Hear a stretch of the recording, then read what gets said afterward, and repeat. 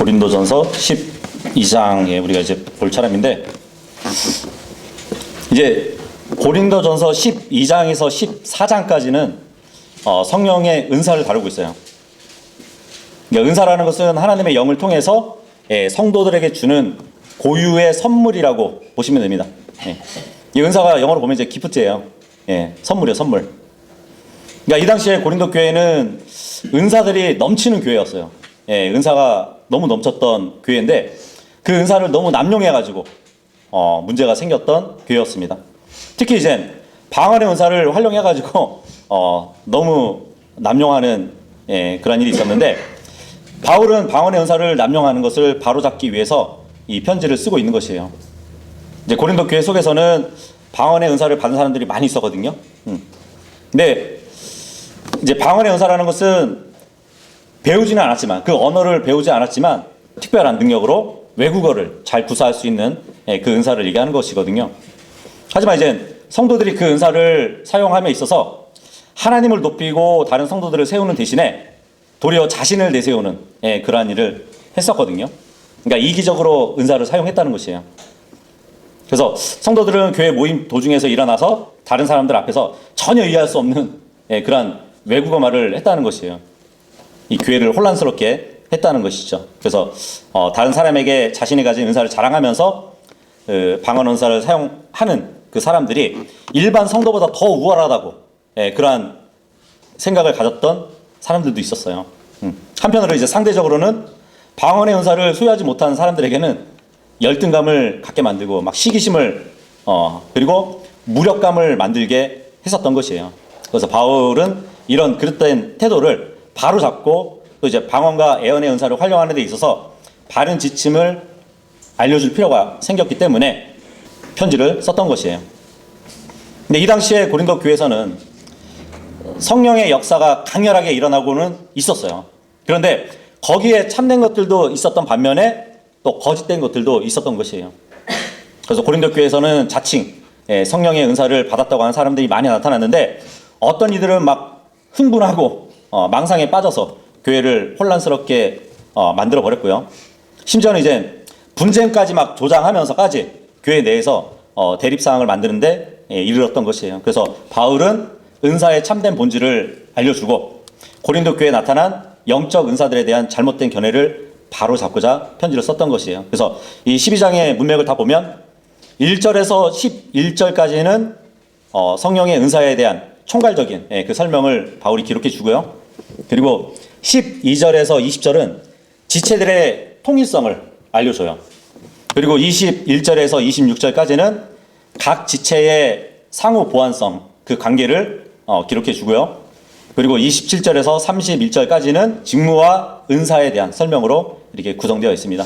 그래서 우리가 1절에서 9절까지만 오늘은 살펴보도록 하겠습니다. 1절에서 3절까지 한 목소리로 읽어보도록 하겠습니다. 시작. 형제들아, 이제 영적인 은사들에 관하여 나는 너희가 무지하기를 바라지 아니하노라. 너희가 이방인들이었다는 것과 너희가 이끌리던 그대로 이런 말 못하는 우상들에게 휩쓸렸던 것을 너희가 아느니라. 이런 이유로 내가 너희를 이해하게 하노니 하나님의 영에 의하여 말하는 사람은 아무도 예수님을 저주받은 자라고 부르지 아니하느니라. 그런즉 성령님에 의한 것이 아니라면 아무도 예수님을 주라고 말할 수 없느니라. 지금 바울은 고린도 성도들이 영적인 은사들에 대해서 알기를 원한다고 이렇게 밝히고 있어요. 그러니까 바울은 먼저 은사는 성령님에게 받는 영적인 선물이기 때문에 먼저 예수님을 주로 고백한 자들이 성령님이 함께하는 자들이라고 지금 증언을 하고 있는 것이에요. 그러니까 원래 고린도 성도들은 대부분이 이방인들 출신이었어요. 그러니까 이교도 우상 종교를 따랐던 사람들이었거든요. 근데 이제 그들이 개종을 해서 교회에 합류한 것인데, 바울은 그들의 과거를 상기시켜 주면서 그리스도인이 되어야 하는 현재 상태와 지금 대조를 시키고 있는 것이에요. 그러니까 바울은 성도들이 구원받기 이전과 이후를 이방인이라는 단어를 써가지고 구분하고 있어요. 그죠? 그래서 성경은 하나님이 다루시는 사람들을 유대인, 이방인, 하나님의 교회로 나눈단 말이에요. 그러니까 구원받기 전에는 다들 이방인이었지만 구원받고 나서는 하나님의 교회의 한 지체가 된 것이죠.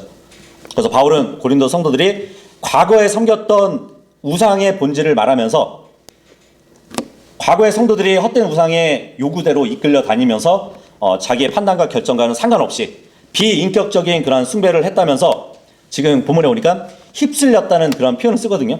네. 보통 이제 우리 자녀가 나쁜 애들하고 이렇게 친하게 막 지내면은 휩쓸려 다닌다고 그런 표현 쓰잖아요. 예전에 이 성도들은 우상 숭배에 휩쓸려 다녔다고 기록을 하고 있어요. 그러면서 이제는 예수님을 주로 고백하는 마음을 갖고 구원에 이르는 고린도 성도들에게 성령님께서 그리스도의 몸된 교회의 지체로서 사역을 감당하도록 합당한 은사를 베푸실 것을 미리 알려주고 있는 것이에요. 여기 3절 보니까 성령님에 의한 것이 아니라면 아무도 예수님을 주라고 말할 수 없느니라 그러죠. 예. 야, 우리는 다 예수 그리스도를 주라고 고백하는 자들이잖아요. 근데 이 고백이 성령님이 아니고서는 할 수 없는 고백이라고 말을 하고 있어요. 예수님이 십자가에 달리셨을 때 양쪽에 강도들이 있었잖아요. 그죠? 근데 그 중에 한 명이 예수님을 주여 이렇게 고백을 하거든요.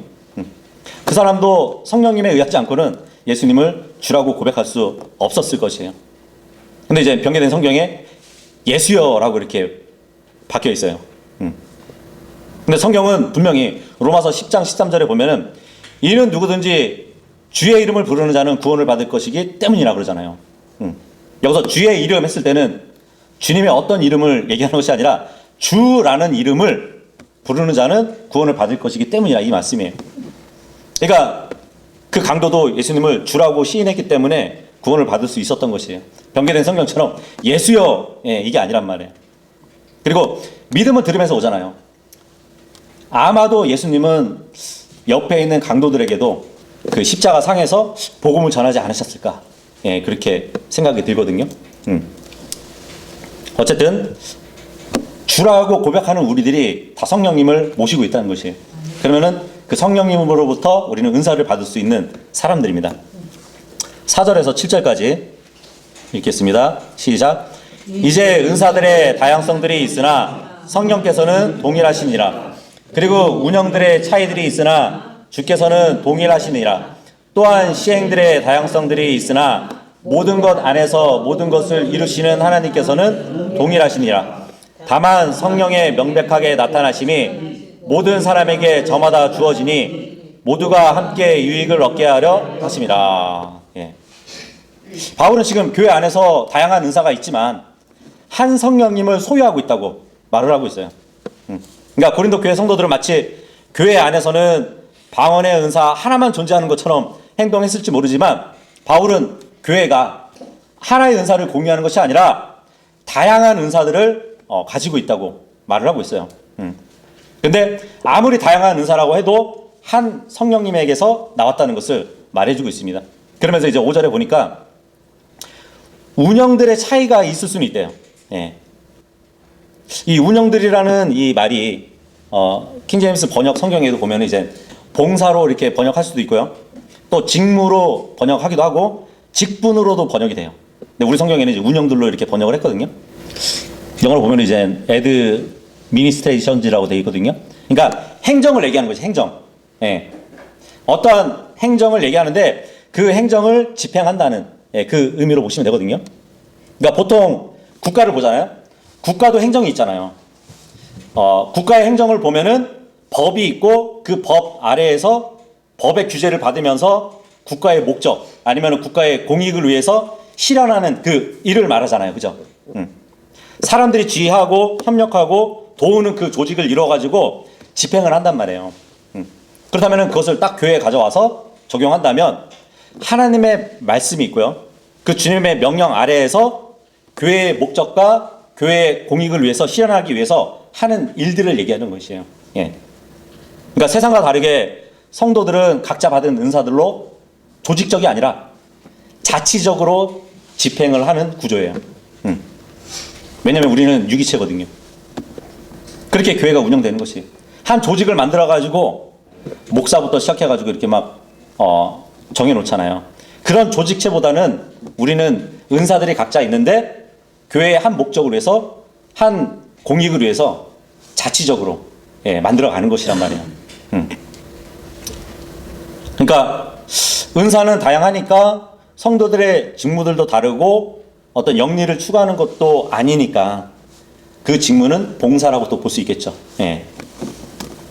그래서 사도 바울은 교회 안에서는 각자 운영들의 차이가 있지만, 다시 말하면 모두 동일한 은사를 가지고 있지는 않지만 모두가 가진 고유의 은사는 동일한 주님을 위해서 받았다는 사실을 말해주고 있는 것이에요.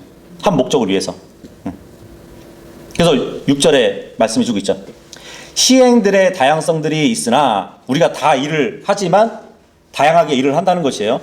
모든 것을 이루시는 하나님께서는 동일하시다고 이렇게 말을 합니다. 그러니까 성도들이 각자의 은사를 활용해가지고 무슨 일을 하든지 동일한 주님을 위해서 한다는 사실을 말해주고 있어요. 모두가 은사를 가지고 있지만 한 성령님에 의해서 받은 것이기 때문에 교회를 위한 그 일을 이루는 것도 한 하나님이시라고 말씀해주고 있어요. 그러니까 우리 모두가 같은 방법으로 같은 비중을 두고 같은 일을 하는 것은 아니에요. 서로 다른 일을 하지만 우리가 다른 사람들의 유익을 위해서, 그러니까 성령님께 나를 내어드린다면 하나님께서는 우리 안에서 일을 하신다는 말을 해주고 있는 것이에요. 그러니까 우리는 어떤 방식으로 무슨 일을 하든지 사실 다툴 필요가 없어요. 각자가 성령님께 내어드리고 어떠한 자세에 있어서 어떤 방식으로 일을 하든지 우리는 다툴 필요가 없다는 것이에요. 다른 사람이 자기처럼 하지 않는다고 해서 싸울 필요도 없어요. 다른 식으로 다른 일을 한다고 해서 비난하고 싸울 게 아니라 각자 자신을 성령님께 내어드려서 성령님께서 그 각 사람에게 주신 은사대로 일을 하신다고 그렇게 이해하시면 돼요.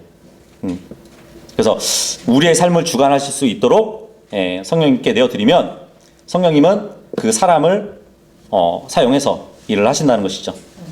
그래서 그렇게 해서 우리는 우리에게 주신 그 은사는 다른 사람들의 유익을 위해서 사용할 수 있는 것이에요.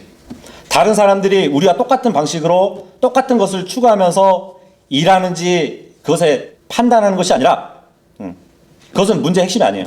우리가 고린도전서 12장을 통해서 이제 배울 수 있는 것은 하나님께서 우리에게 완전한 은사를 주셨기 때문에 우리는 구원받지 못한 사람들이 결코 할 수 없는 일을 우리는 할 수 있다는 것. 이것이 교회를 섬기는 사람들이 보면은 정말 분명히 알 수 있는 일들이거든요. 뭐 한 가지 예를 들자면 복음을 우리는 전하러 나갈 수 있잖아요. 그죠? 이거는 구원받지 못한 사람들은 할 수 없는 거잖아요.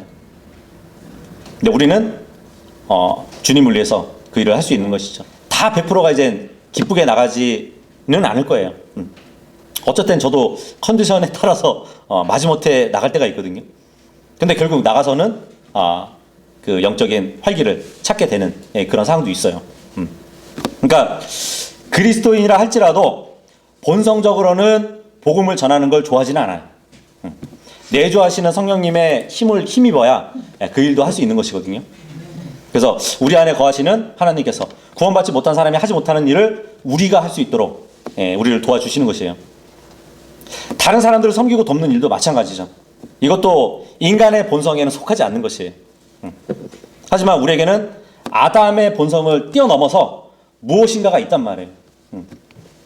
우리는 성령님을 소유하고 있기 때문에 성령님께 자신을 내어드리고 성령님이 나를 주관하시도록 한다면 우리는 본성에 매여 있지 않고 그 본성을 뛰어넘어서 내 안에 계신 성령님을 따라서 다른 지체를 위해서 일을 할 수 있는 것이거든요.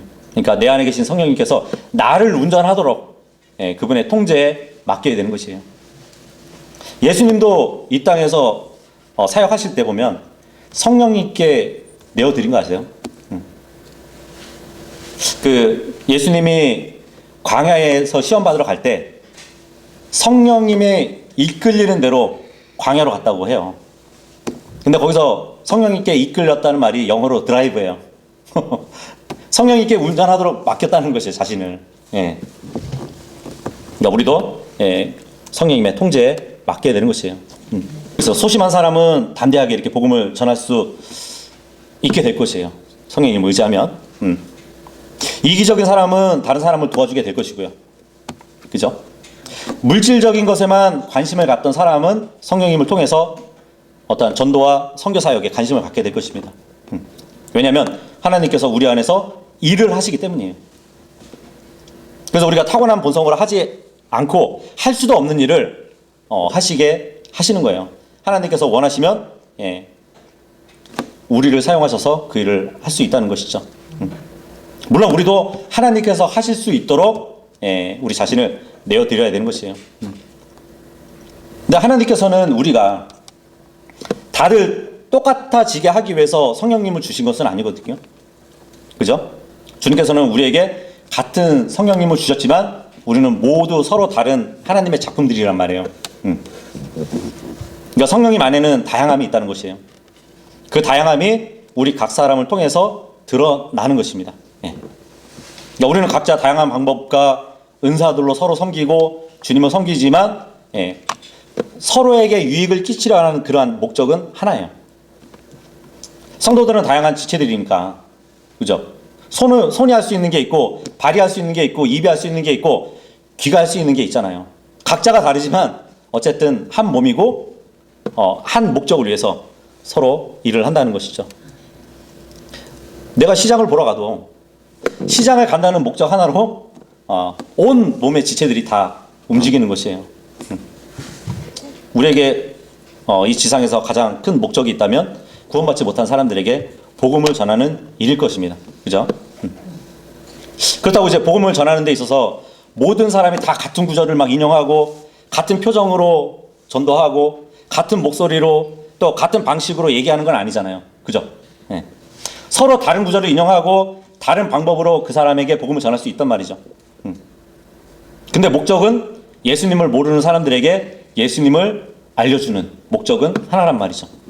그래서 어떤 사람은 이런 방법을 사용하고 다른 사람은 저런 방법을 사용하고 뭐 어떤 사람은 프로그램을 통해서 전해야 된다고 하는 사람도 있고 어떤 사람들은 프로그램이 필요 없다고 하시는 분들도 있어요. 근데 그런 게 중요한 게 아니에요. 중요한 것은 예수님을 모르는 사람들에게 예수님을 알려주는 것. 방법이 어떻든 목적은 하나가 되어야 된다는 것이죠. 물론 잘못된 방법은 안 되겠죠. 성경을 가르치는 것도 마찬가지거든요. 어떤 사람은 창세기부터 시작해서 계시록까지 이렇게 순서로 가르쳐야 된다는 사람도 있지만 어떤 분들은 기초적이고 핵심적인 교리부터 가르쳐야 된다고 이렇게 하시는 분들도 있어요. 아니면 어떤 사람은 1대1로 성경을 가르쳐야 된다고 그렇게 말하는 분들도 있어요. 어쨌든 모두 똑같은 방식으로 일하는 것은 아니지만 성경을 모르는 사람에게 성경을 가르치는 일은 해야 되겠죠. 뭐 해보지 않았기 때문에 아니면 경험이 없다는 그 이유로 하나님을 섬길 수 없다는 말은 또 맞지 않습니다. 구원받은 사람 안에는 성령님께서 계세요. 그러니까 하나님께서 그 안에 계시는 것이에요. 하나님께서 내주하시는데 하나님께서 시키시는 일을 못할 이유는 없는 것이죠. 그죠? 어쨌든 성도의 은사들이 다 차이가 있고 그에 따른 다양한 일들이 이루어지지만 모두가 주님을 섬기는 그 일에 모아진다는 얘기입니다. 왜냐하면 교회의 머리는 그리스도이기 때문이에요.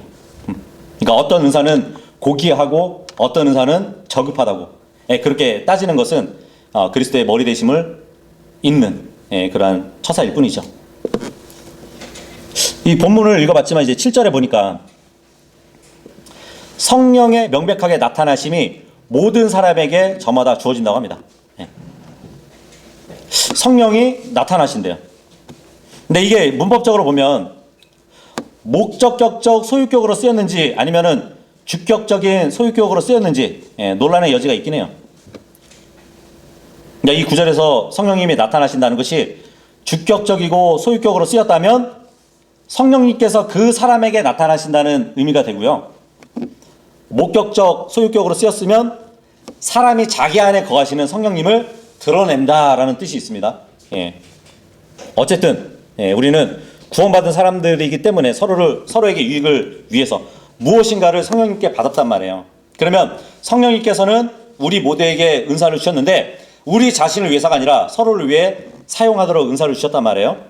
그렇게 되면 은사를 활용하는데 7절에 보니까 그것을 통해서 성령님의 나타나심을 보여준다고 하고 있는 것이에요. 그래서 우리에게 주신 은사는 자신을 위한 게 아니라 서로를 위한 것이라는 것. 근데 보이지 않는 성령님이 우리의 은사를 통해서 드러내신다는 것, 이것을 이해하는 것이 매우 중요해요. 우리의 옛사람, 우리의 옛 성품, 이 육신은 자아 중심적인 성향을 가지고 있거든요. 반면에 우리에는 새 사람도 있어요. 새 성품도 있고 또 새로운 영이 있단 말이죠. 그것은 다른 사람의 유익을 위해서 자신을 부인하려고 하는 그런 성향을 가지고 있습니다. 그래서 어떤 사람 안에 성령님께서 거하시는지 그렇지 않은지가 드러나는 것은 뭐 찬양을 기가 막히게 잘해서가 아니라 설교를 감동적으로 잘해서도 아니고 일을 어떤 효과적으로 있게 해서도 아니에요. 자신이 아니라 다른 사람을 위해서 성령님의 은사를 사용하는 것을 통해서 저 사람은 정말 저 사람 안에는 성령님이 계시다. 이것을 드러낸다고 말씀을 해주고 있는 것이에요. 왜냐하면 대부분 사람들은 자기를 위해서 일하거든요. 근데 성령으로 충만한 사람은 다른 사람을 위해서 일을 해요. 그리고 나를 위한 시선이 아니라 내 눈은 다른 사람의 시선으로 향하게 됩니다. 그러니까 우리 각자가 자신이 받은 은사를 가지고 서로의 유익을 위해서 섬긴다면 성령님을 드러내는 것이에요. 뭐 구원받지 못한 사람들은 물론이고 대부분의 구원받은 사람들조차도 성령의 은사의 이러한 특징을 이해하지 못하고 있어요. 구원받지 못한 사람들은 자신들을 위해서 살아가거든요. 근데 대부분의 구원받은 사람들조차도 자신들만을 위해서 살아가기도 해요. 그래서 교회에 오면 이 교회가 나를 위해서 무엇을 해줄 것인가 그것을 먼저 찾기도 하고요. 이 교회 다니면 나에게 어떤 유익이 있는지 그걸 또 살펴보기도 해요.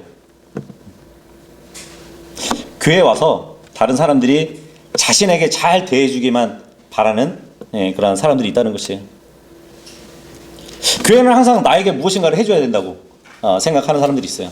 근데 이러한 태도는 정말 구원받지 않는 사람들과 구원받았지만 육신적으로 사는 그리스도인들이 갖고 있는 것이에요. 하나님께서는 우리를 위해서 자신의 아들을 주셨잖아요. 그죠? 예수님께서도 우리를 위해서 자신의 생명을 내놓으시고 버리셨잖아요. 그러니까 우리 안에 계신 성령님도 우리가 자신이 아니라 다른 사람을 위해서 살도록 인도해 주시는 분이거든요. 그래서 어쨌든 성령님께서 각 성도들에게 성령의 은사들을 주심으로 인해서 성령님이 자신을 드러내신다고 말씀해 주고 있습니다. 그렇다면 모든 성도는 각자 받은 은사를 발휘할 책임도 있는 것이에요. 그리고 그 은사는 그리스도의 몸이 교회 전체의 유익을 위해서 주어졌으니까 자신이 아니라 자신을 과시하기 위해서도 아니고 탐욕을 채우기 위해서도 아니고 다른 성도들을 섬기고 또 다른 성도들을 돕기 위해 주어진 것이라는 것을 명심해야 되는 것이에요. 이제 8절부터는 구체적인 은사들이 이렇게 기록이 되어 있는데 물론 성경에 기록되지 않은 은사들도 분명히 있을 겁니다. 8절 읽어보겠습니다. 8절 시작. 이는 누군가에게 성령으로 지혜의 말씀이 주어지고 다른 이에게는 동일한 성령으로 지식의 말씀이 주어졌으며. 구원받고 성령님이 내 안에 들어오시면은 누구든지 은사는 받게 돼요. 보통 은사주의자 많이 들어봤죠? 은사주의자라는 말은 그냥 은사를 받은 사람이라는 뜻이에요. 그렇다면 우리는 다 은사주의자죠. 그죠? 우리 구원 받았잖아요. 그리고 은사를 소유했다면 우리도 은사주의자들이 되는 것이거든요. 근데 이제 성경을 잘 모르는 사람들이 잘못된 의미로 이제 은사주의라는 말을 사용하고 있을 뿐이에요. 우리가 다 구원받았으면 우리는 다 은사를 갖고 있는 사람들이에요. 자신이 받은 은사가 무엇인지 모를 수 있고 다른 사람이 받은 은사를 부러워할 수는 있지만 구원받았다면 모두 은사를 받았습니다. 뭐 구원이나 침례나 은사나 애언, 이건 모두 다 성경에 나오는 말이잖아요. 근데 이런 성경에 나오는 말들을 성경과 막 다르게 전혀 엉뚱한 의미로 사용하는 사람들이 있다는 것이에요. 뭐 어떤 사람들은 내가 애언 기도를 해준다고 막 하면서 점쟁이들처럼 하는 사람들이 있거든요. 그리고 나서 이제 복채를 받죠. 헌금을 받는다는 얘기죠. 잘못 사용하고 있는 것이. 그 사람이 이야기하는 애언 기도의 애언은 성경에 기록된 애언과 전혀 다른 상관도 없는 것이에요. 지금 여기 본문 8절에 보니까 지혜의 말씀이 있죠. 이 지혜의 말씀에 은사가 있는데 이것은 뭐 자기 멋대로 막 지어낸 것이나 갑자기 머릿속에 떠오른 것을 말하는 것, 이것을 얘기하는 것이 아니에요. 근데 은사주의 집회 가잖아요. 그러면은 그 강단에 선 사람이 막 자기 마음 내키는 대로 이야기해놓고 그것이 하나님이 주신 지혜의 말씀이라고 얘기하는 사람들이 있어요. 전혀 그렇지 않아요. 하나님은 그리스도의 몸 안에 있는 몇 사람들에게 어떠한 편견이나 부패함이나 혼란이 없이 지혜와 지식을 갖고 하나님의 말씀을 전하면서 다른 사람들을 섬기도록 하셨어요. 내가 아니라 다른 사람을. 그러니까 여기서 성경에서 지혜의 말씀이라는 것은 로또를 살 때 어떤 번호를 찍어야 되는지 그런 것을 알려주거나 아니면은 무슨 색의 차를 사야 되는지 그런 것을 알려주거나 어느 지역에 가서 살아야 된다고 이런 것을 알려주는 것이 지혜의 말씀이 아니에요. 여기서 지혜의 말씀이라는 것은 영적인 통찰력을 가지고 말하는 성도, 그 성도가 가지고 있는 은사를 말하는 것이에요. 물론 이제 자기 머리에서 떠오르는 것을 얘기하는 것이 아니라 성경을 사용해서 믿음을 변호하고 또 성도 간의 분쟁을 말씀을 가지고 지혜롭게 해결해 주거나 실제적인 충고를 해줄 수 있는 그러한 특별한 능력을 가리킨다고 볼 수 있겠죠. 어쩌면 지혜의 말씀 같은 경우는 교회의 장로들, 연배에 있으신 분들이 이 은사를 갖게 되면 자신의 신앙의 연수와 잘 어우러져 가지고 교회를 잘 돌볼 수 있을 것 같습니다. 아무리 지혜의 말씀으로 권고한다고 해도 어린 성도가 연세 있는 분한테 권면을 한다고 생각해봐요. 그것도 좀 적절하지 않는 모습이 될 수도 있거든요. 그래서 교회 장로들에게 주어지면 참 맞는 은사일 것 같습니다. 그리고 이제 지식의 말씀이 있어요. 모든 구원받은 사람들은 성경을 읽어야 되죠. 신실하게 읽어야 되고 지속적으로 하나님의 말씀을 읽어야 돼요. 왜냐하면 하나님의 백성들은 성경을 공부하라고 명령을 받았기 때문이에요. 그럼에도 이제 하나님께서는 그리스도의 몸 안에 있는 몇 사람들에게 지식의 말씀을 은사로 주셔가지고 성경을 분명히 알게 하셨어요. 그러니까 모든 그리스도인이 지식의 말씀을 은사로 받은 것은 아니라는 얘기예요. 구원받았다고 해도 기본적인 것들을 이해할 수는 있지만 성경을 정확하게 자세하게 가르치면서 모든 관련 구절들을 찾아 보여주고 듣는 사람들을 이해할 수 있게 해주는 그러한 은사를 다 주신 건 아니라는 얘기예요. 다시 말하면 모든 구원받은 사람들이 성경을 잘 가르칠 수 있는 그러한 일이 있다는 것은 아니라는 얘기죠. 물론 그렇다고 해서 성경을 잘 가르치는 사람이 다른 그리스도인들보다 더 우월하다는 것도 아니에요. 성경을 가르치는 사람이 우월한 것도 아니고 배우는 사람이 열등한 것도 아니에요. 성경을 가르칠 수 있는 은사를 몇 사람에게 주셨을 뿐입니다. 그래서 지식의 말씀은 일반적으로 성경을 이해시키는 능력을 말해주는 것이에요. 자신도 성경을 이해해야겠죠. 영적인 진리를 이해하고 그것을 정리해서 다른 사람에게 지도해주는 능력, 공부하고 지도해주고 가르치는 일, 이게 지식의 말씀의 은사를 받은 사람이 하는 일인데, 그 이디오피아 내시가 한 번은 이제 마차에서 이사야서를 읽고 있었거든요. 근데 이사야서를 읽는데 전혀 무슨 뜻인지 알 수 없는 거예요. 그래서 복음 전도자 빌립이 이디오피아 내시한테 물어보잖아요. 성경을 지금 읽고 있느냐고. 근데 이해가 되냐고. 사도행전 8장에 보면. 그랬더니 이디오피아 내시가 누가 나를 지도해 주지 않는데 이게 이해가 되냐고 그러거든요. 여기서 지도한다는 말이 가이드거든요. 그래서 지식의 말씀의 은사를 받은 사람은 가이드를 해주는 사람이라고 보시면 될 것 같습니다. 물론 진리를 이해하는 데 있어서도 개인적인 성경 연구를 통해서 직접 얻을 수 있겠죠. 가만히 기도만 한다고 해서 지식이 쌓여지는 것이 아니잖아요. 그죠? 그래서 이 은사는 교회에 선물로 주신 목사 겸 교사들에게 주어진다고 보시면 될 것 같아요. 그래서 지식의 말씀이나 지혜의 말씀에서 이 말씀이라는 것은 항상 성경을 얘기하는 것이에요. 하나님의 말씀이 성경 외에 다른 것을 의미하는 경우는 한 번도 없어요. 그 은사주의 집회에 가면 이제 설교자들이 막 이런 식으로 얘기하거든요. 하나님께서 지금 나에게 메시지를 주고 계신다고. 여기에 모인 사람들 중에서 심장이 안 좋은 사람이 있다고 말씀하셨다고. 근데 수많은 군중들이 모였는데 그 중에 심장이 안 좋은 사람이 없을까요? 네. 있을 거예요. 네. 한 5천 명이 모인 집회에서 그런 이야기를 하면 누군가는 손 들고 나올 것이란 말이에요. 근데 그런 식으로 말하는 것은 지혜의 말씀이나 지식의 말씀이 아니에요. 전혀 관계가 없어요. 오히려 성경에서는 그러한 자들을 피하래요. 그렇게 경고하고 있습니다. 특히 주님께 직통으로 음성을 들었다고 하면 좀 돌봐주세요. 예, 그럼 됩니다. 예. 9절 읽겠습니다. 시작. 다른 이에게는 동일한 성령으로 믿음을 다른 이에게는 동일한 성령으로 지혜의 은사들이 주어지며. 예. 우리 모두 예수 그리스도를 믿고 구원받았기 때문에 모두 믿음이 있는 사람들이에요. 그죠? 구원받은 모든 사람들은 믿음이 있다는 얘기예요. 우리가 성경을 봐도 하나님께서 창조하신 기록이나 하늘나라, 지옥 그런 것들 딱 보면은 다 믿죠. 예, 그들을 믿잖아요. 문자적으로. 그럼 우리는 다 믿음이 있죠. 근데 하나님께서 그리스도의 몸에서 몇 사람에게는 특별한 믿음의 은사로 주셨어요.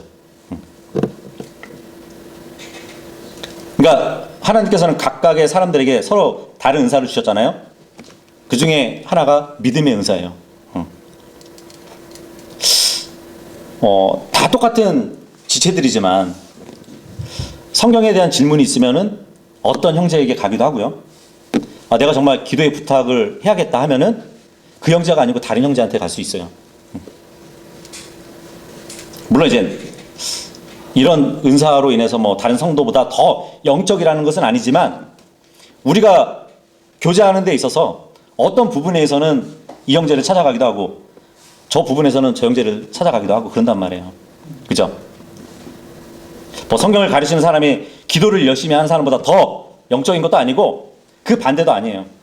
다만 어떤 사람은 더 열심히 기도하는 사람이기 때문에 내가 기도를 부탁하기 위해서는 그 사람한테 갈 수도 있다는 얘기예요. 뭐 어떤 성도들에게는 복음서나 바울 서신이나 애언서를 가르치지는 못하지만 한 성도를 정말 하나님의 은혜의 보좌 앞으로 데려가주고 위로해주고 보살펴주는 지체가 있어요. 예. 성도들은 지식은 이 사람에게 물어보지만 고민거리가 생기고 문제가 생길 때는 그 형제가 아니고 다른 형제에게 또 연락을 할 수 있다는 얘기예요. 어쨌든 우리는 로마서 10장 17절에 보면은 믿음은 들음에서 오며 들음은 하나님의 말씀에 의해서 오느니라 이 말씀이 있습니다. 근데 모든 사람이 다 믿음을 갖고 있는데 왜 믿음의 은사가 필요할까요? 그리고 믿음이라는 것은 하나님의 말씀에서 오는 거잖아요. 뭐 저 성도는 사업이 잘 될 거고 저 성도는 좋은 집으로 이사할 것이고 저 성도는 하나님이 복 주실 거라고 믿는 그 믿음을 얘기하는 것이 아니에요. 그냥 대책 없이 그냥 자기가 좋게 생각하는 대로 믿는 것은 믿음이 아니에요. 여기 보니까 믿음은 말씀에서 오는 것이란 말이에요. 근데 그 말씀에서 오는 그 믿음의 말씀을 아무런 의심 없이 받아들이는 성도가 있어요. 믿음의 은사를 가진 성도들이 있다는 얘기예요. 아마 이러한 은사는 교회 집사들에게 필요하지 않을까요? 그러니까 성도들에게 믿음의 도전을 심어줘야 되기 때문에. 믿음의 은사는 자신이 원하는 것을 마음대로 믿는 것, 이게 아니에요. 자신이 하고 싶은 것을 믿는 것도 아니고요. 성경에서 말씀하시는 것을 찾아가지고 그것을 붙들고 다른 사람들도 붙들도록 도와주는 것이에요. 교회는 이러한 은사가 필요합니다. 근데 그 믿음의 분량이 있잖아요. 믿음의 분량이 큰 사람일 수도 있겠죠. 믿음의 은사를 받았다면. 근데 그 믿음의 분량이 커지려면은 그만큼 말씀을 많이 암송하고 말씀을 외우는 사람들일 것이에요. 그죠?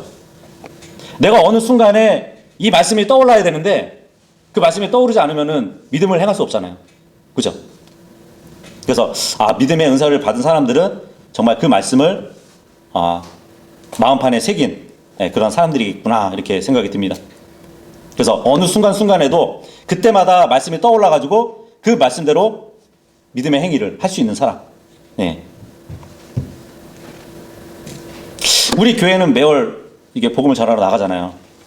근데 모두가 굳건한 믿음을 가지고 나가는 것은 아니거든요. 다만 누군가는 자신이 복음을 전하러 나가는 것을 하나님께서 기뻐하신다고 이렇게 믿고 가는 사람들이 있고, 막 다른 사람들을 독려하면서 힘을 복돋아 주면서 가자고 하는 사람들이 있어요. 그러니까 그런 성도들은 다른 성도들보다 믿음의 은사가 있는 사람들이겠죠. 이런 믿음도 다른 성도들을 세우기 위해서 필요한 것이고요. 그리고 보니까 믿음의 은사가 있고 다른 이에게는 동일한 성령으로 치유의 은사들이 주어진다고 합니다.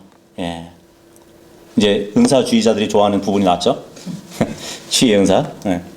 근데 성경을 자세히 보면요, 지금 은사들이라고 복수로 되어 있죠. 치유의 은사들. 그러니까 성경은 병 고치는 은사들이라고 하고 있는데, 육신적인 사람들이 이제 이 구절을 보면은 어떤 생각을 하냐면, 누군가는 자신의 몸을 치료해 줄 수 있다고 생각을 해요. 치유의 은사가 있으시면 내 몸도 고쳐주겠지. 근데 교회에 필요한 것이 뭐냐면, 몸보다는 깨어진 성도들의 관계를 치료해 주는 것이 더 목적이 있어요. 더 중요해요. 어떤 사람이 마음이 깨졌어요. 우울해요. 생각도 막 피폐한 생각을 갖고 삶을 사는 사람들이 있다고 하면 그런 사람들을 치유해 주는 것이 치유의 은사예요. 모르겠어요. 이 은사는 교회 감독에게 필요할 것도 같습니다. 그러니까 하나님은 완전히 망가진 사람들을 고치는 은사를 몇 사람에게 주셨어요. 그래서 치유의 은사들이라고 말씀해 주고 있잖아요. 치유의 은사에서 이 치유가 힐링이거든요. 우리 TV에서도 이렇게 보면은 뭐 마음을 치료한답시고 몇몇 사람들이 이렇게 힐링 캠프를 막 열고 이렇게 하는 그러한 프로그램 보셨죠? 그러니까 병을 고치는 은사란 몸에 한정된 것이 아니라 마음의 치유, 그런 것을 치유해 줄 수 있는 은사가 있다는 것이에요. 아무리 치유하는 은사를 받았다 할지라도 다운 증후군 그런 병은 고칠 수 없어요. 대머리에 머리를 나게 해줄 수도 없어요. 왜냐하면 성경은 그런 것을 말하지 않고 있기 때문이에요. 뭐 오늘날 병 고치는 은사를 받았다고 이렇게 막 주장하는 사람들이 많지만, 정말로 병을 고칠 수 있는 은사를 가지고 있다면 병원이 필요 없어요. 그죠? 만약에 나한테 그런 은사가 있으면은 모두 막 무료로 고쳐주고 다닐 것 같아요. 막 어디든지 막 다니면서 막 다 고쳐주고 치료해주고 같아요. 뭐 자기가 사람들의 병을 고쳐줄 수 있는 은사를 받았다고 하면서 막 병고침을 하고 다니는 사람들 있잖아요. 그러다가 환자의 병이 낫지 않으면 뭐라고 하는지 아세요? 그렇지. 저 환자 믿음이 적어서 안 난 거라고. 그렇다면 나사로는 아무런 믿음도 없지만 죽었다가 살아났는데, 그렇지 않나요? 그럼 어떻게 봐야 될까요? 나사로는 죽었기 때문에 아무런 믿음이 없었잖아요. 그 일은 예수님이 하신 거 아닙니까? 이렇게 얘기한다면 은사는 누구의 힘으로 하는 거죠? 예수님의 능력으로 하는 것이에요. 마찬가지 하나님의 영의 능력으로 하는 거란 말이에요. 그리고 예수님뿐만 아니라 바울도 3층에서 떨어져 죽은 유두고가 아무런 믿음이 없었지만 다시 살아나게 했어요. 그죠? 나인성 가부의 아들도 죽었기 때문에 아무런 믿음이 없었지만 다시 살아났어요. 다시 살았는데 엘리사가 아들을 살려놓고, 야, 너 믿음 좋다, 그러진 않을 거 아니에요. 그죠? 아니면은 그 예언자 엘리사가 너 내가 다시 살릴 테니까 믿음을 가지고 있어야 돼. 죽은 사람한테 그런 말은 못할 거란 말이죠. 진정한 은사를 가지고 있다면 환자가 믿음이 있든지 없든지 상관없이 고칠 수 있어야 돼요. 그래서 사람들은 치유한다 하면은 육체를 고치는 것으로 이렇게 생각을 해요. 하지만 성경은 항상 육체보다 영과 마음에 큰 관심을 두고 있어요. 그래서 성경은 육체를 고치는 것보다 마음을 고치는 것이 더 중요하다고 하고 있기 때문에 여기서 치유의 은사는 상한 마음, 깨진 마음을 고치는 그러한 은사를 받은 사람들이 있다는 것이에요. 성경은 잘못된 마음을 고치고 믿음 없는 마음을 고치고 상한 마음을 고치고 깨진 인생, 그 깨진 가정을 고치는데 중요하다고 말씀하고 있어요. 이렇게 구원받고 건강한 몸을 가지고 있다 할지라도 치유받아야 할 부분이 있다는 것이에요. 그래서 하나님께서는 그리스도의 몸에 있는 몇 사람들에게 깨어진 것을 고칠 수 있는 은사를 주셨다는 얘기예요. 그래서 모든 사람이 다 같은 선물을, 다 같은 은사를 받은 것은 아니에요. 뭐 목사가 모든 은사를 받은 것도 아니고요. 구원받은 모든 사람들이 은사를 받은 것이에요. 서로 다르지만 모두 은사를 받았어요. 그래서 구원받은 모든 사람들은 각자 주님께 자신을 내어드리고 자신이 가지고 있는 은사를 사용해서 다른 사람들에게 유익을 줘야 됩니다. 이것이 은사의 목적인 것이에요. 그래서 오늘 이 말씀을 본 각자가 내가 정말 교회에, 내가 교회를 위해서 해야 할 주님께 받은 은사가 무엇인지 서로 한번 각자가 생각해 보시길 바라겠습니다. 10절부터는 다음 주에 보도록 하겠습니다.